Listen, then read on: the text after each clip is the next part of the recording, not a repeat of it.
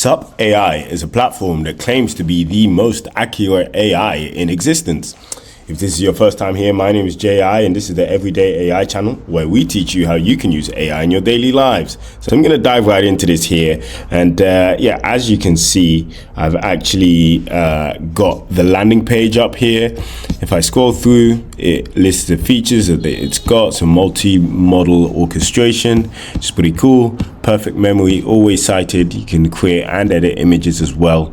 52.15 on humanity's last exam. Okay, interesting stuff. The new leader on the world's most challenging AI benchmarks. Okay, so this is yeah, quite a lot of large claims being made. Let's test it out and verify. So I'm gonna ask, what exactly separates Sup AI from other language models?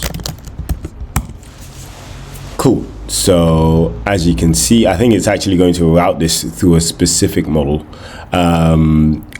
So as you can see here, it downgraded Claude Sonnet 4.5 to Claude Haiku 4.5 instead, because of course I'm still just on the free plan. And it looks like it's used Gemini, Claude Haiku 4.5 and GPT-5 Mini for this response, and it's actually aggregating what looks like their responses and giving them a percentage score or confidence score, as we can see, calculated with logprobs. Interesting. Cool. So we're just waiting for GPT-5. Okay, great. So now we got the response, and as you can see, Sup AI distinguishes itself from other language models through fundamentally different architectural approach.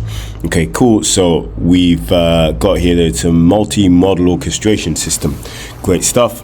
So it's actually using a number of different language models, and it also provides a real-time confidence scoring, which is quite interesting. Complete source transparency, perfect memory and multimodal capabilities. Okay, great.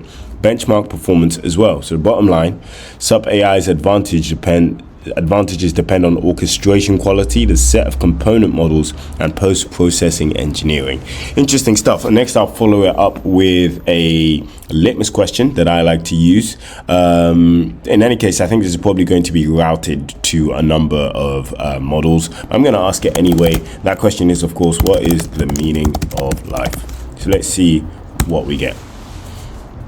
I'm actually pleased to announce I've launched one of my first digital products, which is a 7-day prompting ebook. I've called it Perfecting Prompts, and it's essentially a 7-day crash course on how you can improve your prompting so that you can supercharge your productivity. So what I'm going to do is I'm going to leave the link to Perfecting Prompts below. I put in a lot of work into it, and in there I actually include some frameworks that I teach to global corporations. Definitely check it out. Okay, cool. It looks like this time we are using Claude Haiku 4.5 once again. We're using GPT-5 Mini as well, and Qwen 3 as well. Cool. We can see the thinking trace. We can look at the confidence scores of each model, and then yeah, we get the final answer, which is really cool.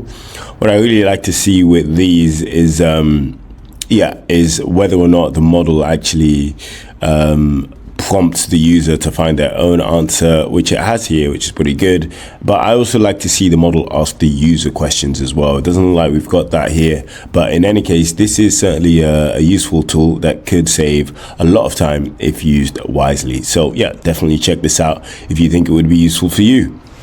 If you enjoyed the video, please make sure you subscribe.